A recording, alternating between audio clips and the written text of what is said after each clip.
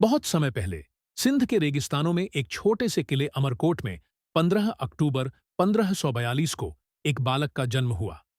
उसका नाम रखा गया जलाल उद्दीन मुहम्मद अकबर।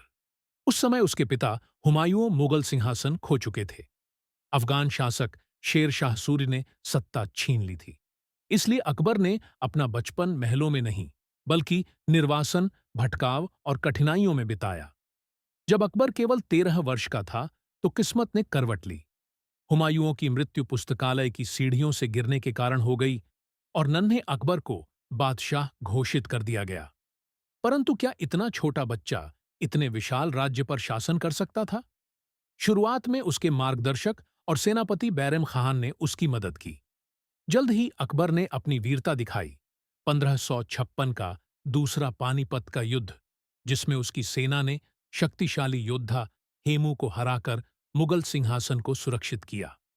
समय के साथ अकबर केवल विजेता ही नहीं बल्कि साम्राज्य का निर्माता भी बन गया।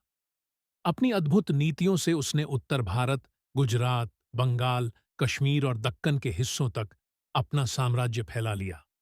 उसका राज्य दुनिया के सबसे शक्तिशाली साम्राज्यों में गिना जाने लगा।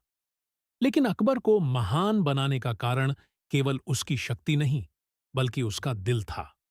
उस युग के अधिकांश शासकों के विपरीत अकबर ने लोगों को जोड़ने की राह अपनाई। उसने गैर मुसलमानों पर लगने वाला जजिया कर समाप्त कर दिया, सभी धर्मों के लोगों का स्वागत किया और राजपूत राजकुमारियों से विवाह कर आपसी संबंध मजबूत किए।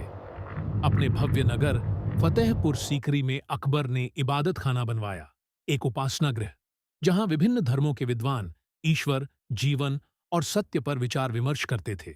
इन्हीं चर्चाओं से अकबर ने एक नए मार्ग का सपना देखा, दीन ए इलाही, जिसमें सत्य, ईमानदारी और सभी धर्मों के प्रति सम्मान की शिक्षा दी गई। अकबर कला, साहित्य और संगीत का भी प्रेमी था। उसका दरबार महान व्यक्तित्वों से भरा हुआ था। बीरबल अपनी बुद्धिमत्ता के लिए, तानसेन अपने अद्वितीय संगीत के लिए और अन्य विद्वान जिन्हें मिलाकर नवरत्न कहा गया। लगभग 50 वर्षों तक शासन करने के बाद 1605 में अकबर की मृत्यु आगरा में हुई। उसने पीछे केवल एक विशाल साम्राज्य ही नहीं बल्कि एकता, सहिष्णुता और महानता की विरासत भी छोड़ी। और इस तरह वह बालक जो निर्वासन में पैदा हुआ था बढ़कर बना अकबर, महान एक सम्राट जिसे केवल उसकी तलवार के लिए नहीं बल्कि उसकी सद्भावना और दूरदृष्टि के लिए भी याद किया जाता।